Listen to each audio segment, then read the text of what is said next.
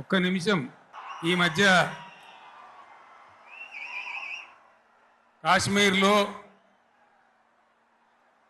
మన దేశం యొక్క అమాయకులైనటువంటి 28 మంది బిడ్డలను టెర్రరిస్ట్ ముష్కరులు దారుణంగా బలి తీసుకున్నారు. కాబట్టి మనం ఇంత పెద్ద సభ జరుపుకునే ఈ సందర్భంలో అందరికీ కూడా ప్రార్థన గోల బంద్ చేసి ఒక్క నిమిషం కాశ్మీర్లో బలి అయిపోయినటువంటి ఆ సోదరుల కోసం మనం నివాళి అర్పించుదాం, మౌనం పాటించుదాం.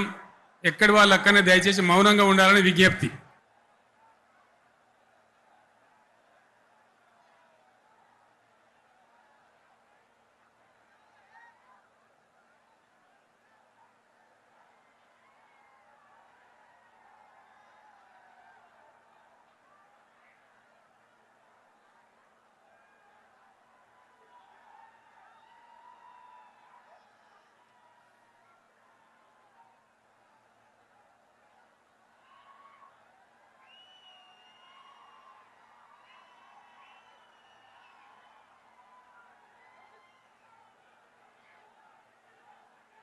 దయచేసి కూర్చోండి.